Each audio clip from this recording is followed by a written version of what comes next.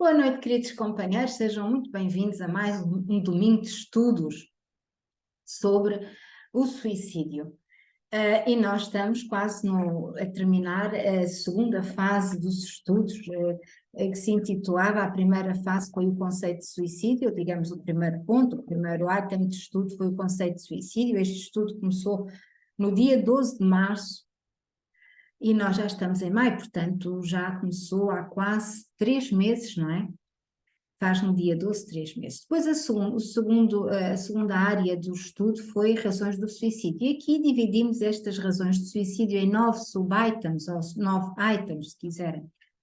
O primeiro foi problemas morais, depois foi a depressão, obsessões espirituais, solidão, saúde irregular, bullying, e hoje falamos sobre o luto. Mas antes de irmos ao nosso estudo, vamos fazer a nossa prece e levar o nosso pensamento ao mais alto. Quem quiser fechar os seus olhos para melhor se tranquilizar, se harmonizar. Amado Pai Celestial de luz e bondade, aqui nos encontramos reunidos para entendermos as tuas verdades maiores, as tuas leis universais e cósmicas, iguais para todos os seres em qualquer ponto deste cosmos. E assim, com estes estudos, nós vamos trabalhando em nós os conhecimentos que ainda não consciencializamos, para ficarmos mais bem preparados, mais bem alinhados e fazermos contigo a caminhada de luz, de paz e de amor que temos que fazer em nós mesmos, por nossa própria vontade, e amparar e ajudar aqueles que pudermos ao longo do nosso caminho. Como disse o nosso amado Mestre Jesus Cristo, quando contigo falava, enquanto andava connosco na terra, nós também dizemos: amado Pai, que se faça em nós a tua vontade e não a nossa. E assim, queridos companheiros, que a luz vos envolva a todos, vos proteja e vos guarde neste estudo, e que a nossa intuição possa ser ampliada ao nível da compreensão para os temas difíceis que vamos hoje estudar. E que assim seja, hoje e sempre. E assim, queridos companheiros, nós vamos começar por entender o que é o luto. O que é o luto a nível de psicologia, a nível da parapsicologia? O que é o luto? O luto normalmente é uma fase de grande sofrimento, não é? É um processo de retração, de interiorização em nós mesmos, pela dor que sentimos, pelo desnorte que vivenciamos, pelo processo emocional duro, porque temos que passar sempre que nós perdemos um ente querido. E, portanto, o sentimento do luto é e tem sido muito estudado pela ciência, pelas ciências da psicologia, da psiquiatria, até da parapsicologia. E foi a psiquiatra suíça-americana Elisabeth Kubler-Ross, que viveu entre 1926 e 2004, que nas suas pesquisas e nos seus estudos definiu as fases do luto. E são elas 5: a negação, a raiva, a luta-negociação, a depressão e a aceitação.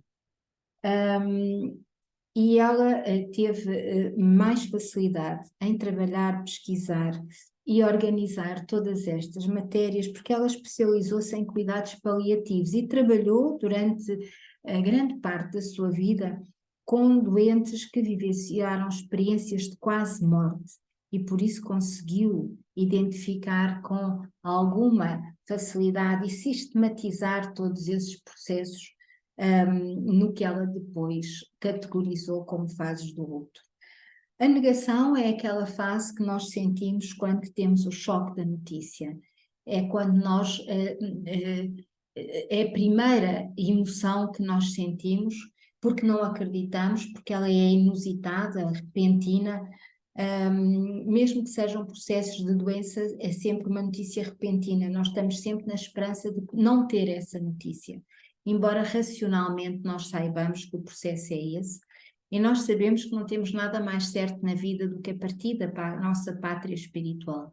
Mesmo assim, estamos sempre a adiar esta situação. E, portanto, esta primeira fase é a negação. Nós não aceitamos, nós não queremos acreditar, nós resistimos à notícia.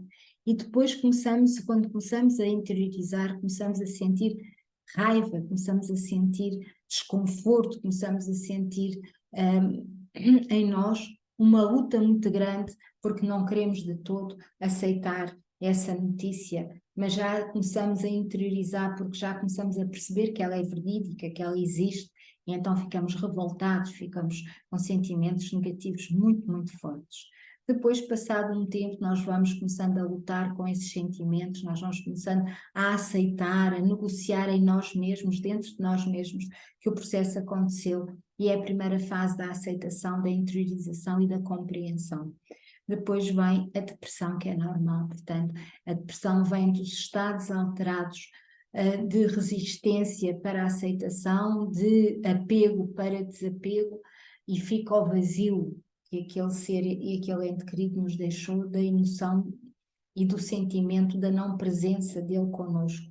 E, portanto, essa fase constitui em nós momentos de alguma depressão, não depressão no sentido patológico, na maior parte dos casos, embora possa acontecer, mas depressão no sentido da falta de energia, da tristeza que se apodera de nós, do vazio que nós sentimos, até que este processo também se vai esvaindo em si próprio e ficamos depois numa fase que foi denominada por Elizabeth Kubler-Ross como a aceitação, como nós já aceitamos o processo em si. E, portanto, todo este processo é um processo difícil e quem tem que enfrentar o luto, ou as pessoas, todos nós, no fundo, que já enfrentamos processos de luto, já tivemos processos de perda, temos que passar, não é? São fases, cada um passa à sua maneira, são fases vividas por cada um, com intensidades diferentes, em que vamos, e é bom que assim seja, sentir o vazio, fazer os nossos choros e termos todos os sintomas que foram referidos já. Nós vamos sentir, e é bom que sintamos, vontade de chorar, tristeza, vazio, a falta do ente querido connosco, falta das rotinas, falta das vivências, falta do som da voz, enfim, todos esses processos que todos nós sentimos são processos ditos normais e que nos vão de alguma maneira ajudando até nós podermos enfrentar esse desapego e enfrentar essa partida. No fundo são, embora sintamos revolta que temos que aceitar, não é? Porque são casos que já estão consumados, são no fundo sintomas naturais e precisam de ser enfrentados com fé e resignação, para todos nós, mas principalmente para nós que aceitamos e acreditamos no processo da reencarnação, que seguimos a filosofia dos espíritos, somos seres que sabemos que somos espíritos em experiências educativas de matéria, e portanto todos nós precisamos entender estes processos com coragem, com fé no Pai Maior, que tudo sabe, com fé no conhecimento que já temos e com a esperança maior dos ensinamentos que vamos aprendendo, de que nada na vida acontece por acaso. Tudo faz parte de um processo maior, tudo faz parte de um ciclo que chamamos ciclo da vida, e mais ainda, tudo faz parte de um ciclo maior, são os ciclos, ou o ciclo grande da reencarnação, que é composto por vários ciclos, por várias reencarnações que vamos vivenciando para aperfeiçoamento de nós próprios, para aperfeiçoamento do nosso espírito, para o crescimento e maturidade de nós mesmos enquanto espíritos que somos. E, portanto, todos estes processos vão sendo necessários. Como falávamos ontem no nosso estudo sobre o céu e o inferno, nos mundos mais perfeitos não existem processos reencarnatórios. Portanto, quando nós, seres, vamos evoluindo em nós mesmos, já não precisamos de reencarnar tantas vezes. Nós já não precisamos de ter tantas reencarnações até que deixamos de reencarnar. Portanto, quando já estamos a vibrar numa vibração mais alta de fraternidade, de compaixão, de amor, de bondade, o nosso espírito já interiorizou, já compreendeu e já se tornou bondade, já se tornou amor, já se tornou fraternidade. Portanto, nós já não vamos precisar de reencarnar, mas por enquanto ainda temos este processo pela frente. E para entender melhor a questão da morte, a importância de todo este processo naqueles que ficam, somos nós que neste momento ainda cá estamos, não é? A importância do nosso próprio comportamento perante a morte. Nós normalmente vimos a perda de uma forma ainda muito autocentrada, muito egoísta, muito em nós mesmos. Nós dificilmente conseguimos, no momento do choque, pensar que é uma libertação para o espírito, que se sentiu preso na matéria, não é? É uma libertação para o espírito, é uma libertação, é um reencontro afetivo e amoroso do nosso ente querido com os seres que estão à espera dele no mundo espiritual. Outros seres que nós também amamos e que ele também amou e que estão à espera de poder abraçar de novo ao fim de tantos anos de separação, ao fim de um determinado tempo de separação. E, portanto, quando nós temos um comportamento demasiado emocional, não vivemos o processo, porque ainda não conseguimos e está tudo certo, não é? Mas não vivemos o processo com a paz e o amor necessário, mas vivemos num processo muito egoísta, muito autocentrado, de nos entregarmos à nossa própria dor, de conversar, pensar e partilhar essa dor com os entes queridos, e todos nós nos entregamos à dor, todos nós nos integramos ao choro descontrolado, ou temos pensamentos demasiado presos no ser que partiu. Nós não estamos de todo a fazer bem, nós estamos a prendê-lo neste mundo de matéria, que já não é o dele.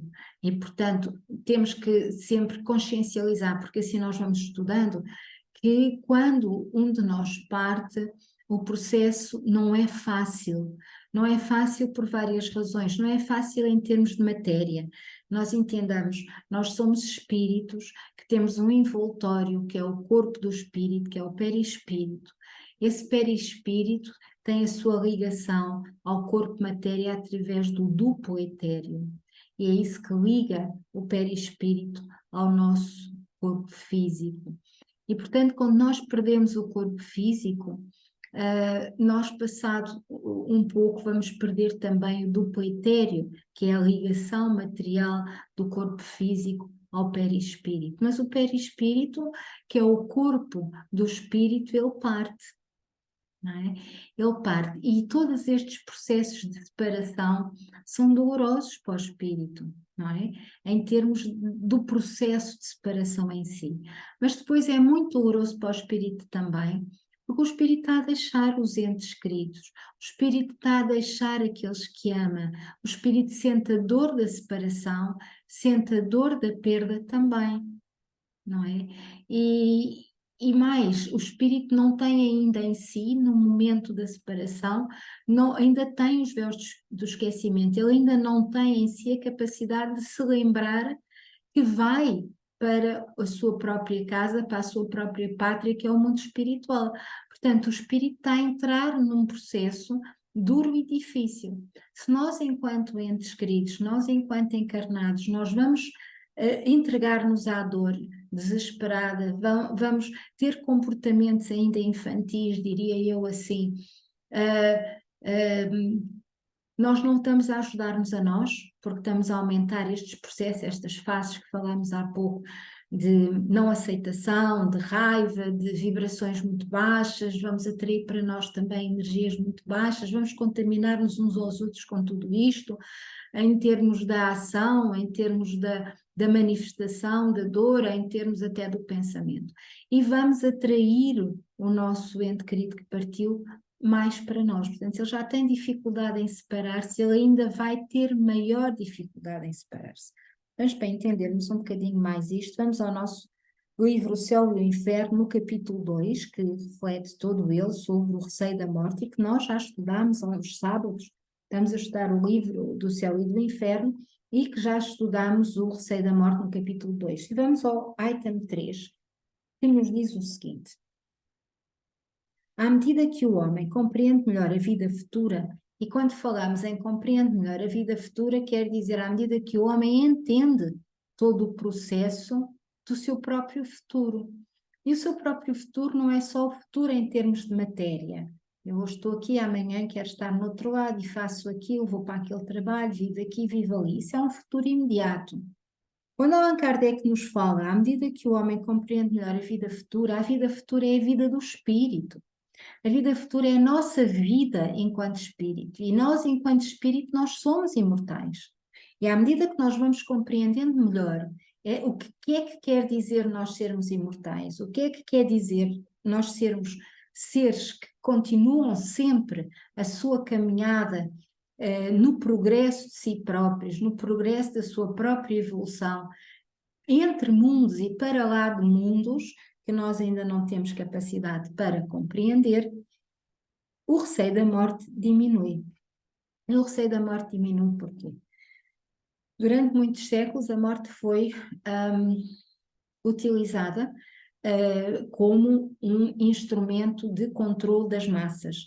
Foi utilizada através de incutir em todos nós medo. E não há forma melhor de dominar uma população senão através do medo. E o medo ainda hoje é utilizado quase como uma metodologia, diria eu, de domínio sobre as populações. Por diferentes razões. Neste caso específico, o receio da morte acaba por inibir e limitar o ser humano no que diz respeito aos estudos para além da própria morte. E durante muitos séculos, embora já os apóstolos e o próprio Jesus nos tivessem dito que a vida continua, que nós somos seres imortais e que nós nascemos do princípio maior e para lá vamos regressar, não é? Essa parte quase que desapareceu da vivência cristã nos últimos séculos, não é? E foi com Allan Kardec no século XIX que todos estes processos vieram novamente ao conhecimento de todos nós de uma forma menos controlada. É óbvio que sim, que há outras religiões, outras filosofias que acreditam nos processos reencarnatórios e também sabem que a vida é imortal, têm várias interpretações, nem todas são como nós estudamos, não é? Contudo, este peso da verdade das leis cósmicas e universais veio com Allan Kardec no século XIX e, portanto, ele veio não só para nos esclarecer, perdão, mas também para nos alertar que nós tínhamos que ter a coragem da fé para quebrar os paradigmas que limitam a nossa evolução. E a nossa evolução vem sempre através do conhecimento, vem sempre através do estudo, vem sempre através da interligação ou intercomunicação que fazemos com o mundo espiritual, seja diretamente porque somos médiuns, ou seja através dos livros daqueles que também o são e que recebem essas mensagens da espiritualidade para nos orientarem, para nos ampararem e para nos dizerem que somos muito mais do que aquilo que querem que nós sejamos, somos muito maiores do que aquilo que querem que nós sejamos. E que o nosso grande objetivo neste mundo e para além dele é a liberdade do nosso próprio espírito. E o espírito, para ser livre, assim como nós para sermos livres, nós temos que ter em nós o progresso do conhecimento e através do estudo contínuo para entender aquilo que não é fácil ser entendido. E portanto, quando aqui Allan Kardec nos diz que à medida que o homem compreende melhor a vida futura, o receio da morte diminui, mas ao mesmo tempo, compreendendo melhor a sua missão sobre a Terra, ele aguarda o seu fim com mais calma, mais resignação e sem medo, porque sabe que cada etapa que nós vivemos na Terra é como se tivéssemos feito mais um grau académico na nossa evolução, não é?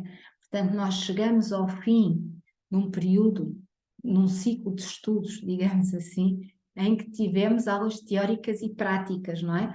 E, portanto, chegamos ao fim e partimos.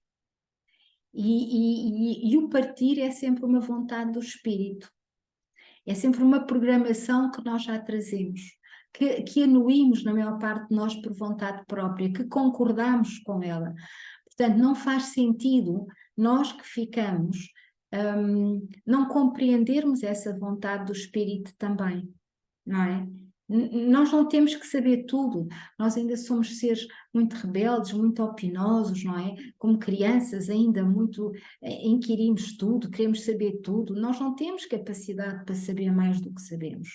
Podemos ir trabalhando essa capacidade, sim, através do estudo, mas não podemos deixar que a nossa rebeldia às vezes questione aquilo que não está ao nosso alcance saber ainda. E se nós sabemos que todo um processo reencarnatório tem princípio, meio e fim, e que quase todos nós aceitou, pediu ou orientou o seu processo reencarnatório, portanto, há uma altura em que o espírito sabe que vai terminar. E nós partimos para a pátria espiritual. Portanto, a certeza da vida futura dá um outro curso às suas ideias, um outro objetivo aos seus trabalhos.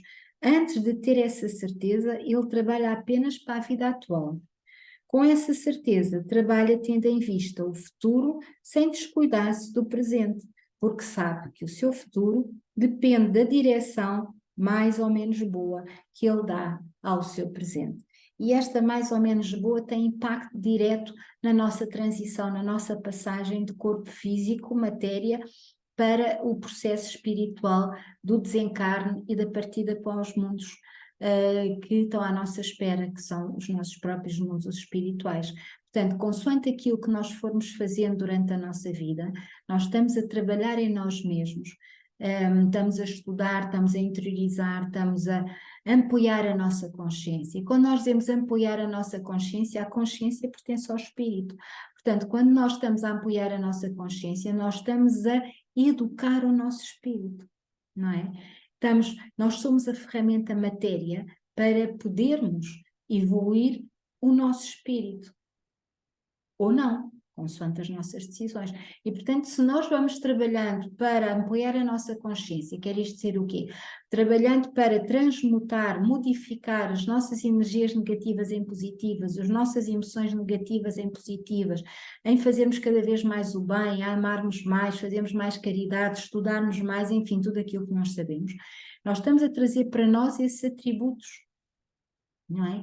E quando chega a hora de nós partirmos para a pátria espiritual, que é uma decisão que já foi nossa, que nós pedimos ou que nós aceitamos, portanto, nada é novo para nós, quando essa hora chega, nós, com aquilo que fizemos na vida, estamos a preparar a nossa vida futura, ou seja, estamos a preparar o nosso desencarne.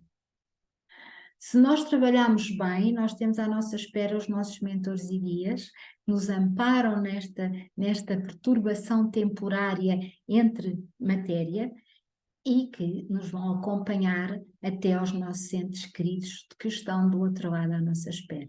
Quando o processo é um bocadinho mais violento, muitos de nós, e na grande maioria, temos que ser adormecidos, até porque muitas vezes, para expurgo do próprio espírito, muitos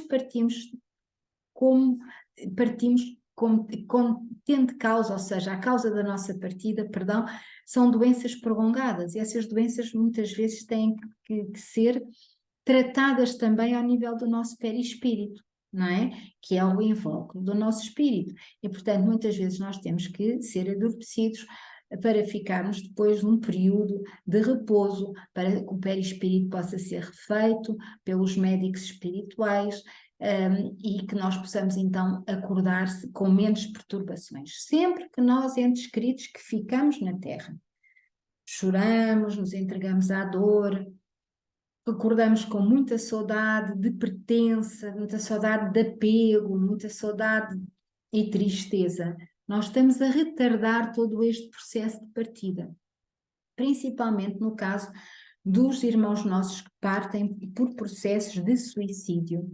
A violência é muito grande para os que partem, a violência é muito grande para os que ficam. E para os que ficam, muitas vezes, há um processo muito duro e muito complicado de culpa sem haver, não é? E os processos de culpa são muito difíceis de digerir ou de tratar a nível de encarnados, no processo do luto. Portanto, todas aquelas fases, elas não são tão ligeiras como eu falei há pouco, elas podem chegar até patologias, doenças profundas, etc. E esse impacto todo no espírito que parte pela violência bruta ou abrupta de um suicídio é muito mais complicado, porque um irmão nosso que parta, ou nós, se calhar, noutras encarnações, que partimos com essa violência e dessa forma, nós estamos a encurtar o nosso período na matéria. Não faz parte do processo reencarnatório de todo. E, portanto, o espírito vai viver ainda um processo mais ou menos longo até cumprir o tempo que estava aqui, que tinha destinado estar aqui na Terra. E, portanto, é todo um processo muitíssimo complicado, muitíssimo doloroso também para o ente querido, não é? E, portanto, aqui também nem tudo é igual, os casos dependem de caso para caso. Muitos irmãos nossos que partem dessa maneira foram excelentes pessoas durante a vida e têm um amparo maior da espiritualidade do outro lado, que vão cuidar deles o melhor que podem para que eles passem todo aquele processo e todo aquele tempo com um acompanhamento e com um tratamento médico-espiritual muito diferente, para minorar a sua dor, o seu impacto, enfim. Outros não. E, portanto, nestas situações mais violentas de suicídio, é natural que todo o processo requer ainda mais fé, ainda mais esperança, ainda mais capacidade de interiorização. Daí a urgência de nós falarmos sobre estas matérias, de nós estudarmos estas matérias e de nós compreendermos os processos para evitar a dor nossa, dos nossos irmãos, dos nossos entes queridos e de todos aqueles que estão ao nosso redor. Estudo é informação, informação e conhecimento é tudo aquilo que nos pode ajudar, são as nossas bengalas para vivermos com mais paz e com mais tranquilidade, almejando a fraternidade e a nossa própria liberdade. Mas vejamos o que é que nos diz Allan Kardec, ainda no capítulo 2º do livro O Céu e o Inferno, na pergunta 6, diz-nos assim, no item 6, perdão, uma outra razão que une às coisas da terra até aqueles que creem mais firmemente na vida futura, prende-se à impressão que conservam do ensino que lhes foi dado sobre eles na infância.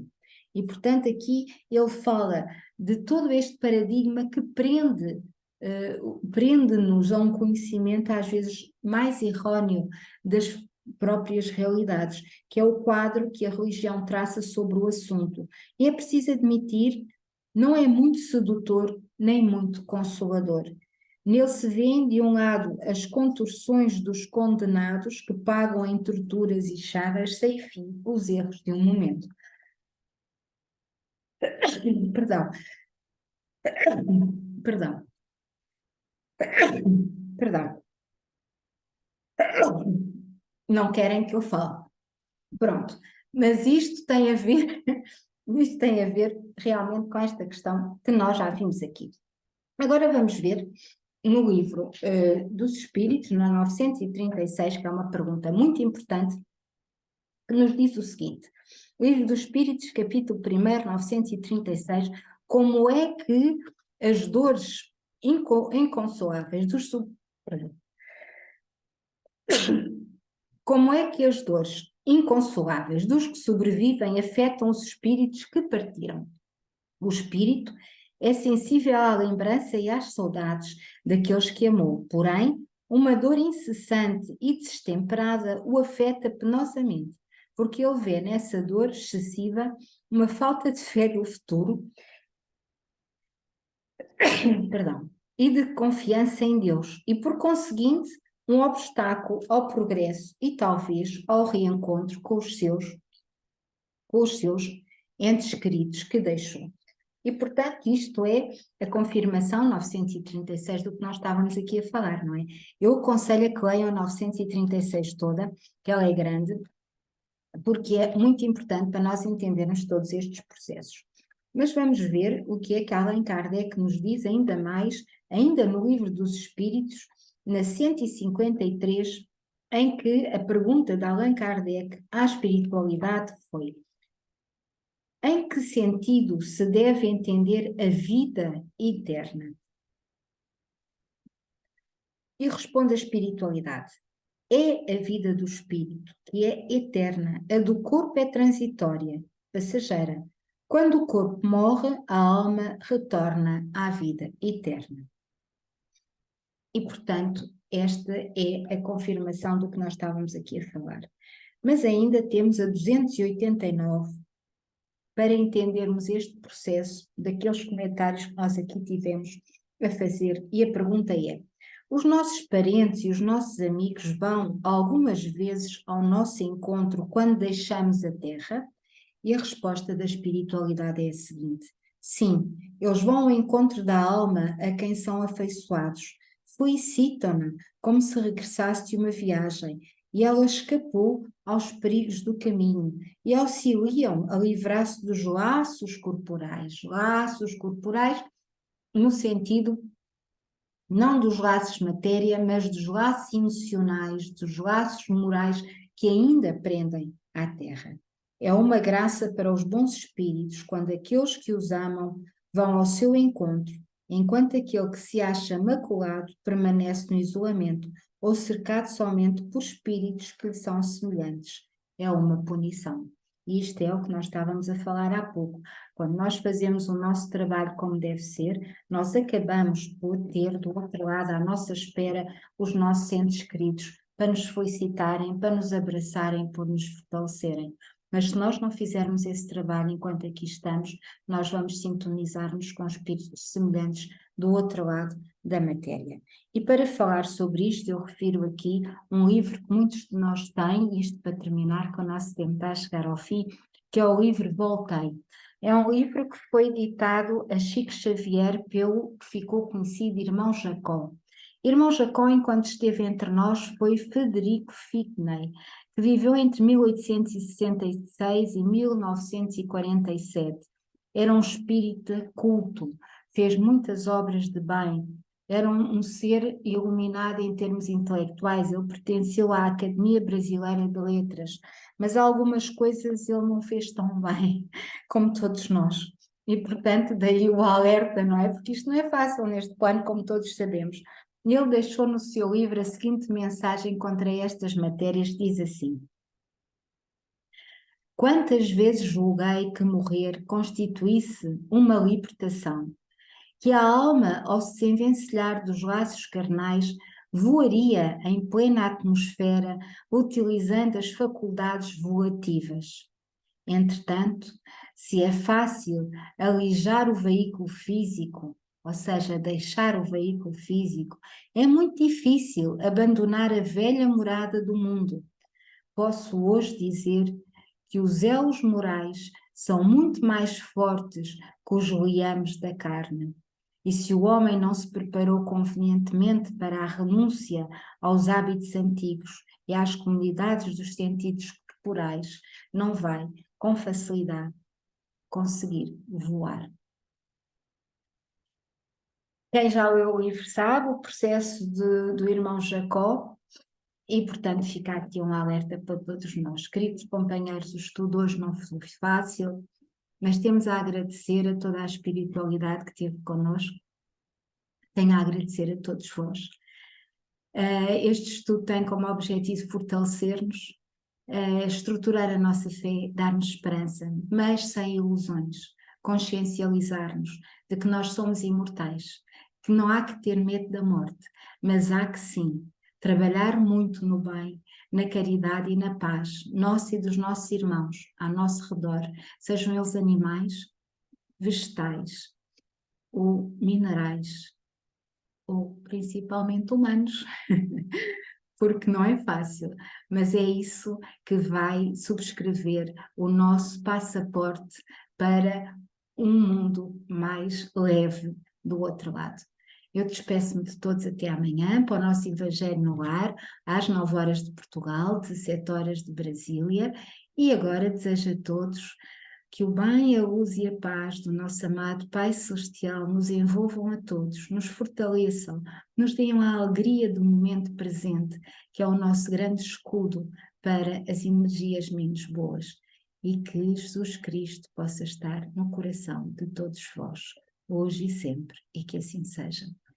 Queridos irmãos, querida Suzy, ainda temos uns minutos. Boa noite, obrigado por estares connosco nesta caminhada. Tens para nos Boa noite. dizer. Boa noite. Isto hoje estava difícil, Estava. tá? Mas conseguimos, vencemos, né? A espiritualidade vencemos. A espiritualidade de luz. Gostei muito. Eu tenho esse livro, voltei e gostei muito dele. Eu estou a precisar de ler segunda vez, porque já li há muito tempo, estou a precisar de relembrar algumas coisas. Mas é sempre bom ouvir falar sobre a morte, não é?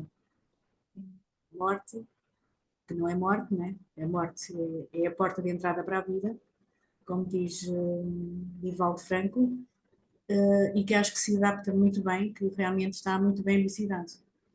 E pronto, não tenho mais a acrescentar. Obrigada, É mesmo Suzy. no fim, tá? Obrigada por estares connosco, obrigada por este dia, mais que os outros, porque foi de facto uma caminhada, foi bem amparada com a luz maior dos nossos Pois sim, irmãos senhora. espirituais. Desejo-te uma noite abençoada, Suzy. Amanhã é um dia muito feliz, sei que Também. não podes estar connosco amanhã no nosso Evangelho no Lar, mas nós vamos estar contigo. Pronto, exatamente. Muito obrigada. Uma noite Obrigada. abençoada para ti, Tá? descansada. Uma noite Também. abençoada para todos vós que Todos. estiveram aqui conosco e que a luz, o amor maior esteja com todos nós. Até amanhã e que assim seja. Uma Até noite boa. amanhã. Até amanhã. Deus. Até amanhã. Obrigada. Até Tá, amanhã. obrigada. Muito boa. Obrigada. Obrigada. Obrigada. Obrigada. Obrigada.